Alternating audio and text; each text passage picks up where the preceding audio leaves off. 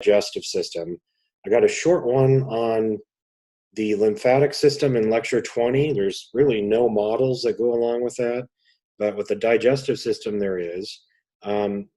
At the very end of lecture 22, I talk about some major arteries that are supplying blood to the abdominopelvic organ. So hopefully some of you remember this structure that I was drawing in the previous unit, which is going to be representative of the abdominal aorta.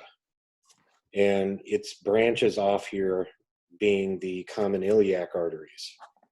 So related to digestion, we have three distinct branches of the abdominal aorta. So below the diaphragm, we refer to the aorta as the abdominal aorta. The first branch, if you might recall from the last unit, is called the celiac trunk.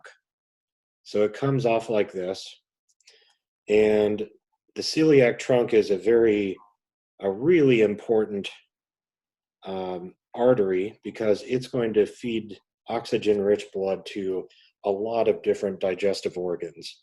So we're going to track that and how that branches off into the stomach, the spleen, the liver, so on and so forth. So this is branch number one. If you're going superior to inferior on the abdominal aorta, this is the first branch. The second branch is going to come off like this, and that represents the superior mesenteric artery.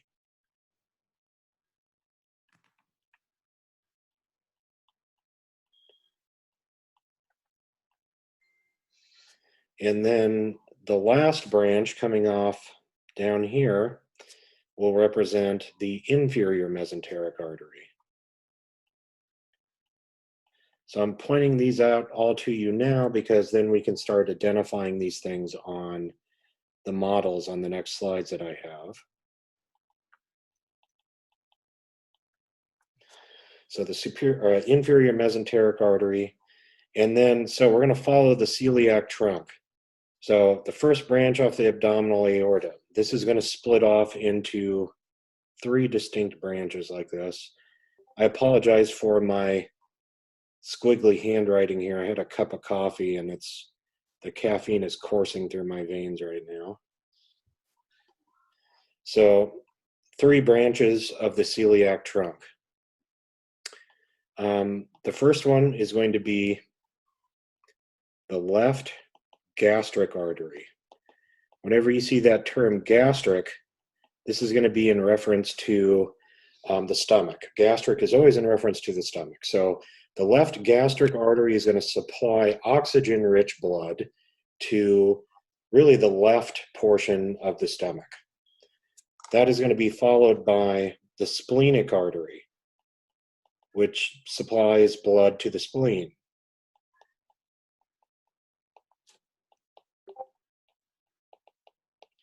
And then one longer branch, sorry for the interruptions there, this one's going to be called the common hepatic artery. So hopefully when you see the term hepatic, you're thinking liver. Trying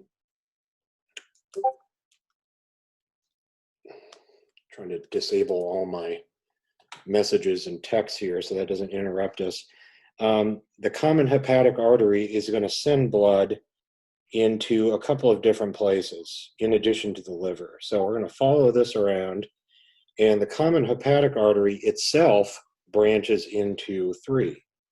So we're going to have three branches that come off like this. So we have a right gastric artery, which is going to supply blood to the right part of the stomach. We have a gastroduodenal artery, and this is going to supply blood to two places, the pylorus of the stomach. When you look at the digestive system lectures, you get into smaller regions of the stomach. The distal most part of the stomach is called the pylorus, and that connects directly to the small intestine. So the pylorus and the duodenum, which is the proximal part of the small intestine. The gastroduodenal artery is going to supply blood to both of those organs. And then finally, we have the proper hepatic artery, which is going to send blood directly up into the liver. So to be clear here, and don't get them confused, we have a proper hepatic artery and also a common hepatic artery. So the common hepatic artery is going to feed blood to more than just the liver. It's going to be stomach and duodenum as well. The proper hepatic artery sends blood just to the liver. So that's the distinction between them. Sorry to keep you waiting there, Stephanie. I always seem to keep you waiting in the waiting room, and I apologize for that. So this is the major blood flow, and so that was just the celiac trunk and all of its branches. Then recall we have the superior mesenteric artery. That's the second branch off the abdominal aorta, and the inferior mesenteric artery, which is the third branch. So you should know that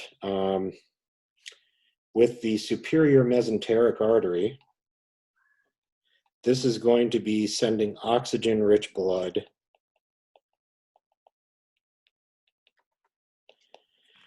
to the ascending colon and also the initial part of the colon called the cecum. The inferior mesenteric artery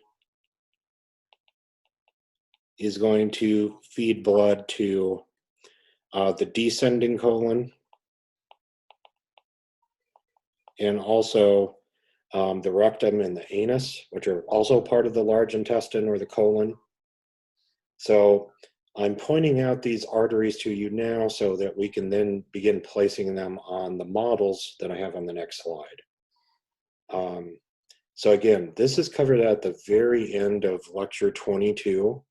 I don't get into quite the diagram that I've described here, but you could take this and then when you look at lecture 22, or if you haven't already, hopefully this will make more sense. So what does it say at the bottom right? Cecum, descending colon? so can you speak up? I didn't quite hear you there, Clayton. What does that say at the bottom right by inferior mesenteric artery?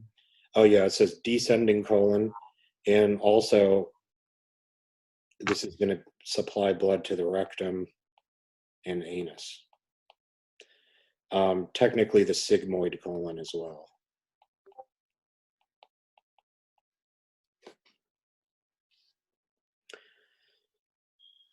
So that's blood flow through the abdominopelvic cavity, how we're trying to send oxygen-rich blood to all of these abdominal organs. Now on the next slide, if everybody's okay with me moving on to the next slide.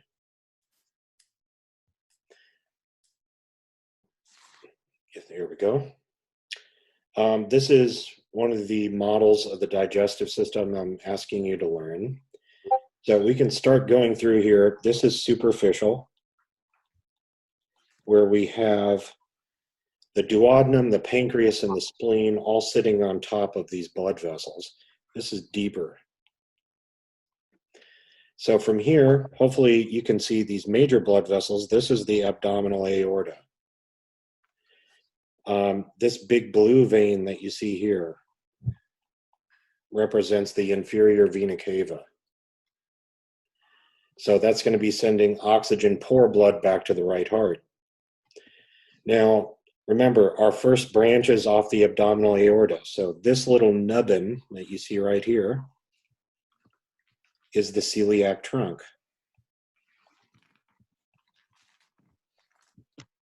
And then the second branch of the abdominal aorta is seen in a couple of places. So what I'm highlighting here is going to represent the superior mesenteric artery.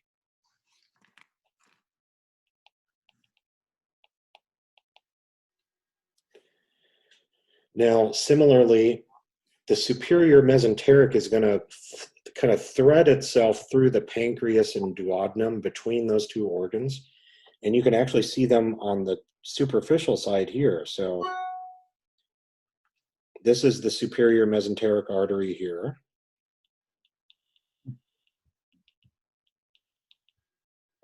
And this is the superior mesenteric vein.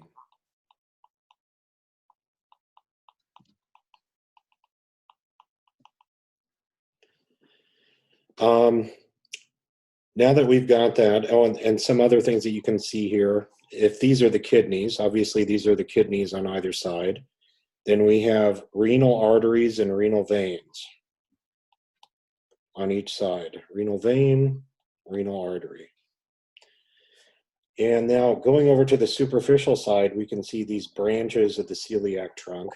So again, the celiac trunk is sitting right about here. This is where the celiac trunk is. And then you can follow these branches. So this branch that is extending this way, straight over to the spleen, this is the spleen. This branch here is going to be the splenic artery. We have another branch that heads off in this direction, like this. So just this little segment here is going to be the common hepatic artery.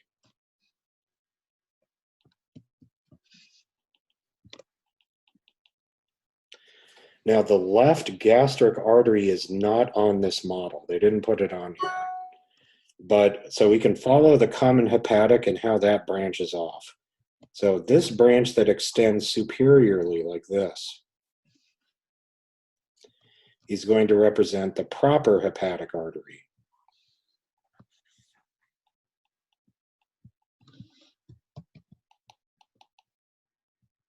And then this branch that extends towards the duodenum is a hint about what that's going to be. So this will represent the gastroduodenal artery.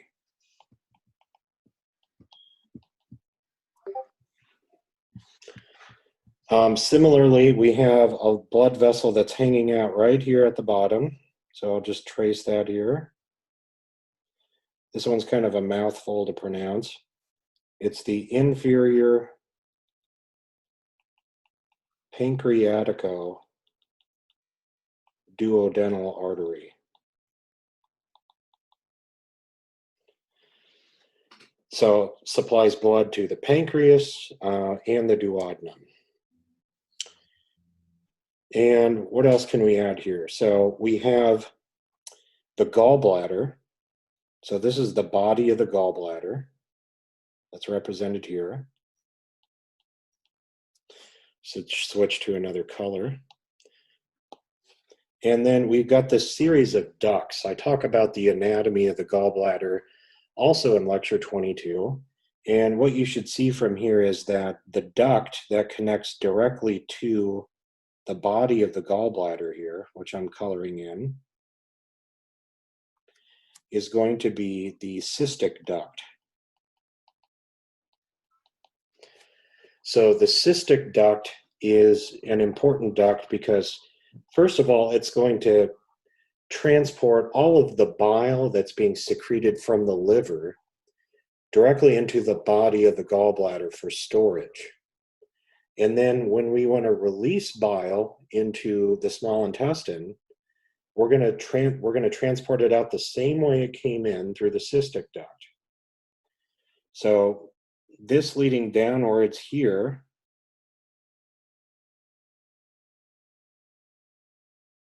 and also a little bit right here, it's poking through, is going to represent the common bile duct. And that's going to be important for sending bile directly from the gallbladder into this area here, which is the lumen of the small intestine. Now, I'm going to move on to the next slide because I want to describe some anatomy that's going to be found in this region right here. So I'm going to draw that on the next slide. and then point it out to you in a little clearer detail on these models. So is everybody okay if I move on?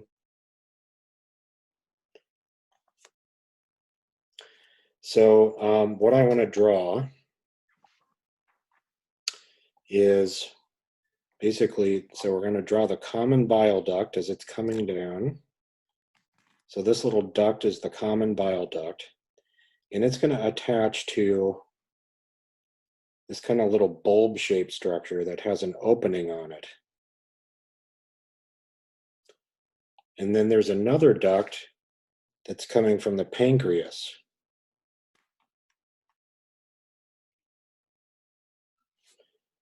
So I'll label this as the common bile duct, which is going to be important for transporting bile in this direction. This duct is going to be the pancreatic duct, a component of the pancreas, obviously. And this is going to transport substances that are made in the pancreas. So I'll get into detail what those substances are, but sodium bicarbonate and a couple of different types of enzymes. These substances are going to be transported through the pancreatic duct and also into this structure. So this little bulb-shaped structure that you see here goes by a couple of names. The hepatopancreatic ampulla, or the ampulla of Vater. I put too many L's in there. So the ampulla of Vater, or the hepatopancreatic ampulla, that's this bulb-shaped structure that you see here. So that's going to be responsible for collecting the bile and all these substances from the pancreas. And then these substances will get released like this through this little opening that is called the major duodenal papilla. So that's like a little outlet for these substances to essentially enter the lumen of the small intestine. So this right here would represent the lumen of the small intestine. There's going to be a wall here, and then this is the lumen. So substances get directly released into the small intestine from here, both bile, sodium bicarbonate, and all those enzymes. So if you've got kind of a basic understanding of that, I can then go on to the next slide and point these structures out to you on these models. So I'm going to zoom in here and then point out what I was just describing to you. So starting with, again, the common bile duct right here. That leads into this swelling. What you see here represents the hepatopancreatic ampulla.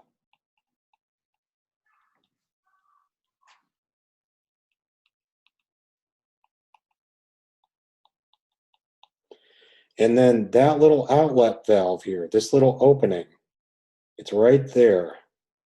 It's quite small, represents the major duodenal papilla.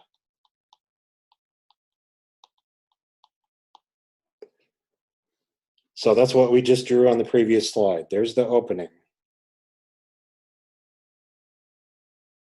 And then the pancreatic duct is going to be found here. So all of this represents, and it's quite extensive, this is all pancreatic duct. So it's going to be collecting and draining those substances that are created by what are called pancreatic acini. So that's something that I also talk about in lecture 22. So this is the pancreatic duct.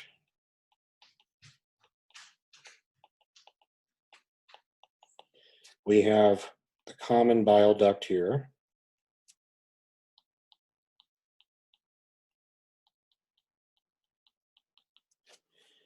And then if you were looking at these digestive models, yeah. Okay, all right. So there is a smaller branch here that comes off like this, off of the pancreatic duct. And this is called the accessory duct. So you'll notice that on the lab practical objectives as well. The accessory duct is sometimes it's absent in a lot of people. So only some people will have this associated with their pancreas and others don't. It's kind of like that muscle I talked about in the forearm with the palmaris longus. So the accessory duct can come off and it empties substances. There's going to be this little hole over here. You can't really see it from this perspective, but this would be the minor duodenal papilla. So that helps release substances coming from the accessory duct. And it doesn't do really anything different than what the pancreatic duct does with the major duodenal papilla. But some people have it, some people don't. It's just anatomical variation with the pancreas.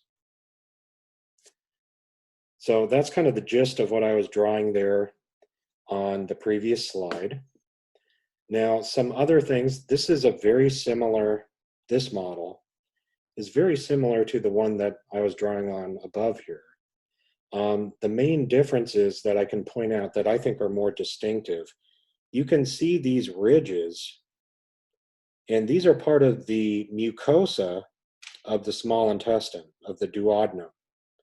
So all of these small ridges here represent what are called plicae circulares. That's a Latin term. And these are basically just folds or ribbons that basically help increase the surface area of the small intestine. So as I talk about in lecture 22, one of the predominant functions of the small intestine is absorption. And if, always structure implies function. So if you're doing absorption, you want to have structures that help increase surface area to maximize absorption.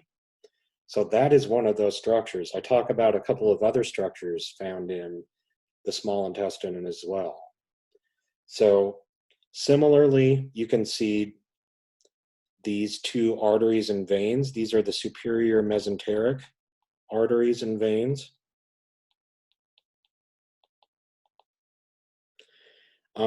We can see, you can only see a little bit of it right here. This would represent the celiac trunk. It's more posterior than anything on there.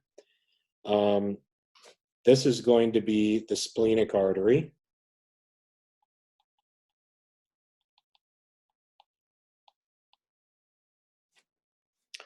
And then we have, I think this is going to be the common hepatic artery that goes straight up like this here.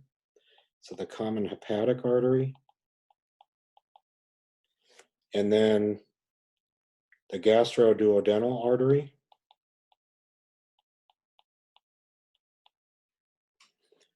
And then similarly, we've got our main pancreatic duct here and the accessory duct coming off of it.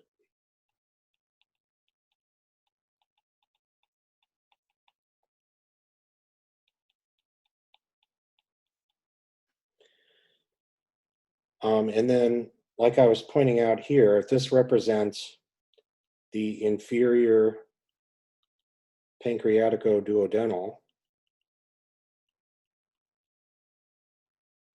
that is the same blood vessel here. This vessel that you see here. So inferior pancreatico-duodenal.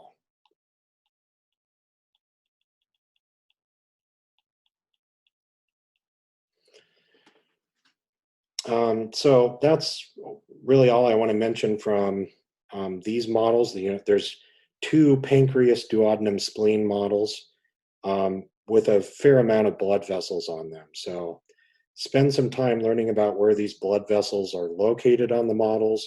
Also, where are they sending the blood? What organs? That's important to know as well. Now, moving on to the stomach, all of this is going to be anterior. This is going to be posterior. In both instances, they are superficial aspects. So this white area that you see here, and also on the posterior side here, and up here, is going to represent peritoneum. Which is, technically serosa. You could also identify this as serosa. Now, underneath that, deep to that, there's only a couple of muscularis layers that you can identify. If you were holding this stomach model in your own hands, you could clearly identify all three muscularis layers to the stomach, but the way I have it portrayed to you here, you can only see two of them. So always the deepest is going to be this little segment in here, which is going to represent the oblique layer. So the oblique layer is this. So this is the oblique layer of the muscularis. That's unique in our GI tract. In all the other organs, we have just two distinctive layers, but in the stomach, we have three. The other layers are going to be this one. You can see the direction that the muscle fibers are running here, like this. And that represents the circular layer of the muscularis.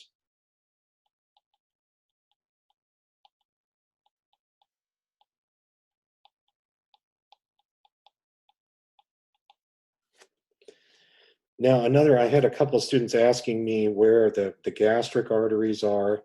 I like to show this image of the stomach model because it shows you, this is how the stomach basically sits in your own abdomen if you're looking at the stomach. Now, if you're looking at your own stomach, then your own left and right apply here. So you'll see this vessel here, and it's hard to distinguish where one begins and the other ends, but here's the other one here on this side. So these are going to represent the left gastric artery on this side. And then also over here is going to be the right gastric artery.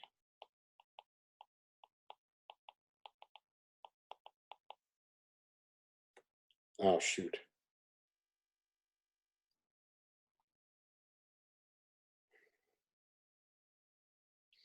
Well, that's why I'm recording this, so I've probably lost all my writing, but so what I was basically drawing was this. So here's the left gastric artery. This is the right gastric artery here. They physically merge together, so you could call, draw a line here. This is the left gastric artery. This is the right gastric artery on this side. So that's just superficial aspects of the stomach. And now we can get into deeper aspects. Now, this is going to be from more of a superior view here, while this is more just anterior deep.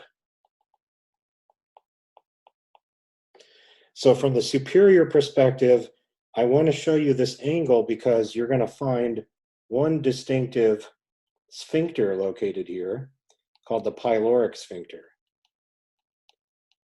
And that's a good landmark because this separates the two regions. The very distal part of the stomach in this region is the pylorus. The segment of the small intestine just after the pyloric sphincter will be the duodenum. So this sphincter is going to be responsible for the controlled release of chyme from the pylorus into the duodenum, which it's physically attached to. Also up here, you can see a little bit of the pyloric sphincter up here. But then there's another sphincter associated with separating the lower esophagus. So this is the lower esophagus here.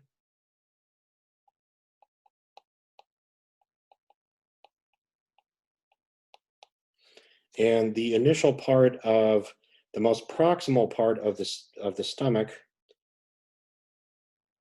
is going to be this region here, and that's called the cardia. It's like the neck of the stomach.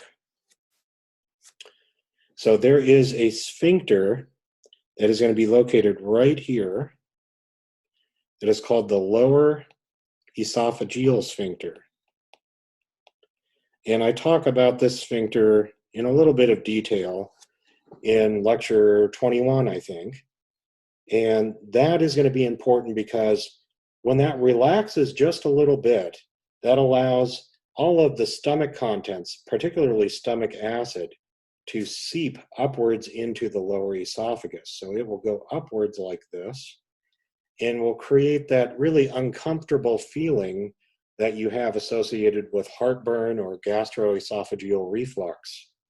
So that's all due to kind of dysfunction of this particular sphincter here. Now, getting back to more of the regions of the stomach, remember we have the distal part of the stomach called the pylorus. That's going to be in this region. We also have the cardia here. So we have the pylorus. The main body of the stomach is going to be the central part indicated here, but we also have a fundus, which is going to be in this region. This area represents the fundus.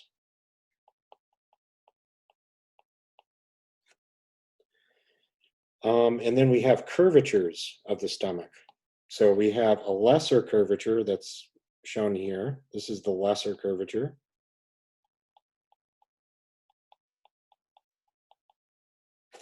And then also a greater curvature down here.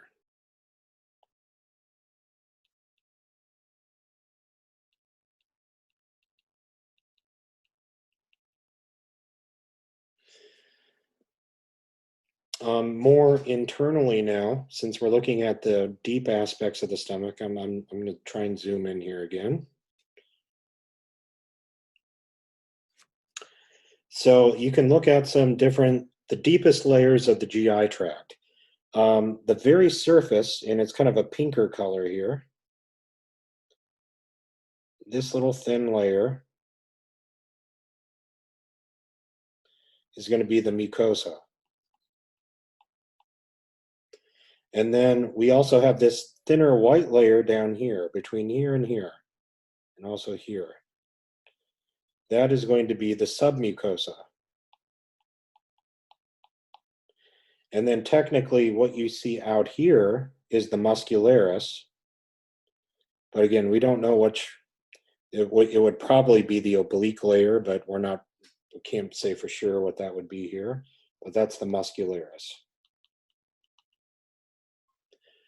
Now, also associated with the internal anatomy of the stomach are going to be these folds. So I'll just outline a few of them here.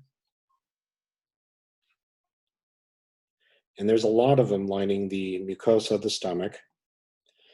And those are representative of what are called rugae or gastric folds. And those are important because after you eat a meal, that food is going to take up quite a bit of volume. So these rugae allow the stomach to basically expand in volume. And that accommodates all of the food that you're basically ingesting. So the rugae, that is a very distinctive feature of just of the stomach only. We have our mucosa and submucosa, and how that's running through the stomach as well. The different regions of the stomach. So that should be a relatively basic model to learn. And then moving on to this last model. So this represents what is called the, I forget how I called this, the intestinal wall model, I think. So this is the model of the small intestine. I got a couple of emails from students. They wanted to know what's the difference between an intestinal crypt versus an intestinal gland. So I'll try and distinguish between those here. So first of all, let's go through our layers of the GI tract. So we have the mucosa, which is going to be here. We have the submucosa just underneath that. This is the submucosa. And then we're not going deeper here. This is deep up here. And then this is superficial in this direction. So then we have the muscularis, which is found here. Now, the muscularis in the small intestine, again, is just the normal 2 layers of muscle fibers that are running in opposite directions. So we have the circular layer here and the longitudinal layer more superficial to that.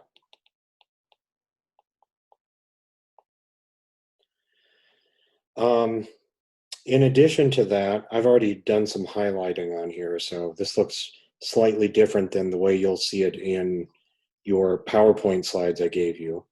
But associated with the mucosa are going to be these fingers. I'll just draw the outlines of them here. So each one of these fingers represents a villus. This is anatomy that is unique to the small intestine. You're not going to find villi in the stomach. You're not going to find villi in the large intestine or anywhere else. This is just in the small intestine. So those distinctive fingers are found there.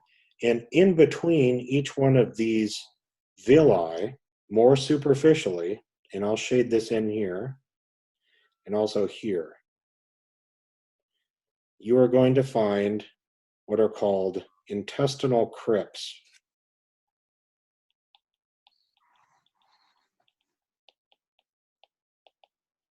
So those are more superficial. While we also have intestinal glands that are going to be here. So they extend deeper into the mucosa. There's also an intestinal gland right here. I'll draw the outline of it. So these structures represent intestinal glands.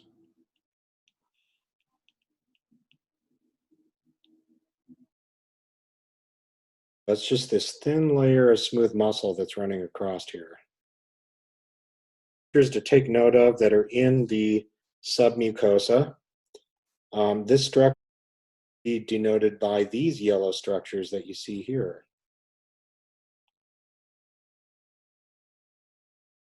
Is going to be denoted by these yellow structures that you see here.